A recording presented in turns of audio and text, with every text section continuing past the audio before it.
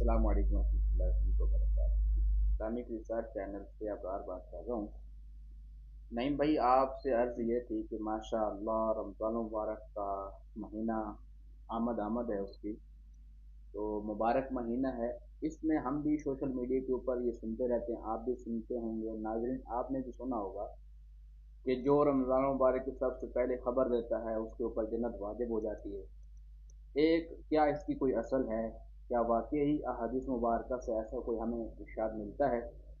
دوسرا، اس کی خوشخبری دینا، کیا اس کے حوالے سے بھی کوئی حدیث پاک میں خوشخبری دینے کے حوالے سے بھی آیا ہے ایسا؟ کیا فرماتے ہیں آپ اس حوالے الحمد للہ رب العالمین والصلاة والسلام علی سید المرسلین اما بعد۔ رمضان المبارک کا مہینہ خیر و برکت، رحمت اور مغفرت والا مہینہ ہے۔ اس مہینے کی خوشخبری دینا یہ حدیث پاک سے ثابت ہے۔ اس حدیث پاک کو امام احمد بن حنبل نے اپنی مسند کے اندر ذکر کیا ہے کہ حضرت ابو ہریرہ رضی اللہ تعالی عنہ سے مروی ہے، قال رسول اللہ صلی اللہ علیہ وسلم یبشر اصحابہ، رسول اللہ صلی اللہ علیہ وسلم اپنے صحابہ کو خوشخبری دیتے ہوئے فرما رہے تھے کہ قد جاءکم رمضان، تحقیق تمہارے پاس رمضان کا مہینہ آ گیا، شہر مبارک، مبارک مہینہ۔ پھر آگے آپ نے فرمایا افترض اللہ علیکم صیامہ، اس مہینے کے روزے رب تعالیٰ نے تمہارے اوپر فرض کیے۔ فیہ تفتح ابواب الجنہ، یعنی تفتح فیہ ابواب الجنہ، اس مہینے میں جنت کے دروازے کھول دیے جاتے ہیں۔ وتغلق فیہ ابواب الجحیم، اور اس مہینے میں جہنم کے دروازے جو ہیں وہ بند کر دیے جاتے ہیں۔ وتغل فیہ الشیاطین، اور شیاطین کو اس مہینے میں جکڑ لیا جاتا ہے، قید کر دیا جاتا ہے۔ پھر آگے آپ علیہ الصلوۃ والسلام نے ارشاد فرمایا فیہ لیلۃ خیر من الف شہر، اس میں ایک ایسی رات بھی ہے جو 1000 مہینوں سے افضل ہے۔ من حرم خیرہا فقد حرم، اب وہ جو اس رات کی برکت سے، رحمت سے محروم رہا، یعنی اس رات کو برکتیں سمیٹنے سے محروم رہا، اس رات کو مغفرت طلب کرنے کے معاملے میں محروم رہا، فقد حرم، تو بس وہ محروم ہی رہا۔ تو یوں رسول علیہ الصلوۃ والسلام خود صحابہ کو اس مہینے کے بارے میں جو ہے وہ پہلے سے ہی خوشخبری دے رہے ہیں۔ امام سیوطی نے الحاوی للفتاوی میں، یہ امام احمد بن حنبل نے اس حدیث کو 8991 نمبر پر روایت کیا، اور اس کی سند جو ہے وہ صحیح ہے۔ اور امام سیوطی نے الحاوی للفتاوی جلد 1 صفحہ 80 کے اوپر ایک باب باندھا کہ رمضان میں مبارکباد دینا۔ اس کے تحت یہی اسی طرح کی اسی مفہوم کی حدیث پاک کو نقل کیا اور فرمایا کہ علماء فرماتے ہیں رمضان المبارک کی جو مبارکباد ہے، خوشخبری ہے، وہ دینے کے معاملے میں یہ حدیث اصل ہے، یعنی اصل یہ حدیث ہے جس کے تحت جو ہے یہ اصول نکلتا ہے کہ جناب مبارکباد دے سکتے ہیں، خوشخبری دے سکتے ہیں۔ اسی طرح لطائف المعارف میں بھی یہ صفحہ 299 پہ 79 پہ یہ روایت جو ہے وہ امام ابن رجب نے ذکر کی اور فرمایا کہ بعض علماء فرماتے ہیں کہ یہ حدیث رمضان مبارک کی خوشخبری دینے کے معاملے میں اصل ہے۔ اسی طرح المواہب میں امام قسطلانی جلد 4 صفحہ 329 پہ یہی الفاظ کوٹ کرتے ہیں کہ یہ روایت رمضان مبارک کی خوشخبری دینے کے معاملے میں اصل ہے، اور رمضان المبارک کی خوشخبری دینا یہ ہم نے سن لیا کہ بالکل جائز ہے، علماء اور شارحین سے بھی اس کو پیش کیا۔ خود جب حدیث پاک اپنے ظاہر سے آگے کہ رسول اکرم علیہ السلام خوشخبری دے رہے تھے، اس کے الفاظ موجود ہیں، یبشر، خوشخبری دینے کے الفاظ حدیث میں موجود ہے، لہذا خوشخبری دینا حضور سے ثابت ہے۔ اب رہی یہ بات جو خاص روایت پیش کی جاتی ہے کہ جناب جس نے سب سے پہلے رمضان کی خوشخبری دی تو جنت اس کے اوپر واجب ہو گئی، یہ بالکل موضوع اور من گھڑت روایت ہے۔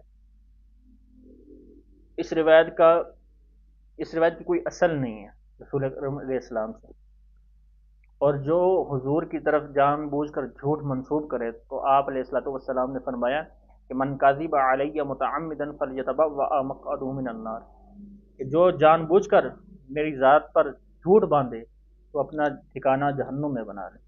اللہ اکبر۔ اور یہ کبیرہ گناہوں میں سے ایک گناہ ہے، الکبائر کے اندر امام ذہبی نے ذکر کیا ہے اس کو، کہ یہ کبیرہ گناہوں میں سے ایک گناہ ہے کہ آپ جو ہے وہ جھوٹی حدیث گڑھیں۔ اس کے علاوہ یہ جو روایت ذکر کی جاتی ہے، اب جو آگے شیئر کرنے والے ہیں ان کو بھی سوچنا چاہیے کہ ہم بغیر تحقیق کے ایک روایت کو، جو ایک الفاظ ہیں، چند الفاظوں کا مجموعہ ہے، اس کو ہم بغیر تحقیق کے رسول اللہ کی طرف منسوب کیے ہوئے ہیں اور اس کو آگے شیئر کر رہے ہیں۔ تو حضور کی حدیث پاک صحیح مسلم میں ہے کہ حضور نے فرمایا کہ کسی شخص کے جھوٹا ہونے کے لیے اتنا ہی کافی ہے کہ وہ ہر سنی سنائی بات کو آگے جو ہے وہ کر دے۔ تو ایسے لوگوں کو بھی چاہیے کہ جو علماء کرام ہیں ان سے وہ تصدیق کروایا کریں کہ آیا حضور سے یہ حدیث پاک ثابت ہے یا نہیں، پھر ہم آگے شیئر کریں۔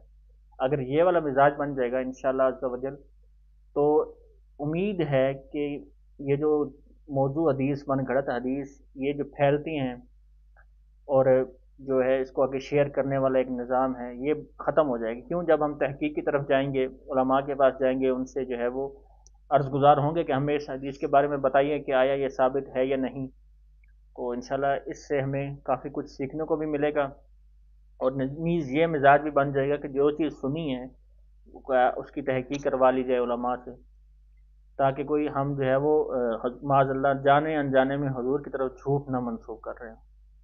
دعا ہے کہ اللہ پاک ہمیں دین سیکھنے سکھانے اور اس کے اوپر عمل کرنے کی توفیق عطا فرمائے۔ اس میں ایک اور عرض بھی ہے کہ جس طرح کوئی دعا وغیرہ آ جاتی ہے، کوئی اللہ پاک کا نام آ جاتا ہے، تو اس کو جتنے لوگوں تک شیئر کریں تو آپ کو جو ہے نا راتوں رات کو خوشخبری مل جائے گی، یہ ہوگا وہ ہوگا۔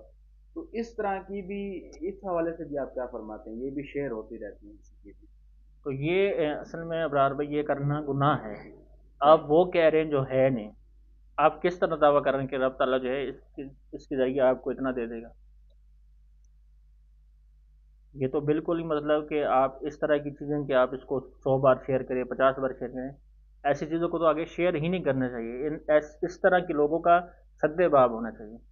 اچھا حضور، اس میں یہ ہے کہ کل ایک میں نے پوسٹ پڑھی، اس کے اوپر لکھا تھا کہ کوئی کافر ہی ہوگا جو اس نام کو جو ہے نا لائک نہیں کرے گا، اللہ کا نام ہو، نعوذ باللہ، اور بھی ایسی چیزیں آتی رہتی۔ ناظرین آپ نے بھی دیکھی ہوں گی، نہیں بھائی آپ نے بھی سنی ہوگی، دیکھی ہوں گی۔ تو اس حوالے سے اب ایک بندہ ہے ہی نہیں، اگر وہ لائک نہیں کرے گا تو وہ کافر ہو جائے گا، یا شیئر نہیں کرے گا تو وہ کافر ہو جائے گا۔ جی ابرار بھائی ایسا نہیں ہے کہ وہ شخص جو ہے وہ کافر ہوگا، معاذ اللہ۔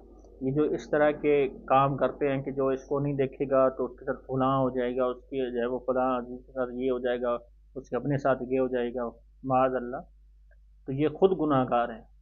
ایک تو ڈائریکٹ وہ کفر کا فتویٰ لگا رہے ہیں، ہاں، ایک تو کفر کا فتویٰ لگا رہے ہیں، دوسرا جو ہے وہ خود اس گناہ کی لپیٹ میں آ رہے ہیں، یہ نہیں دیکھ رہے کہ وہ معاذ اللہ۔ اور یہ کتنی بڑی جرت کی بات ہے کہ آپ کسی کے اوپر جو ہے وہ کفر کو منسوب کر رہے ہیں کسی کی طرف، اللہ اکبر۔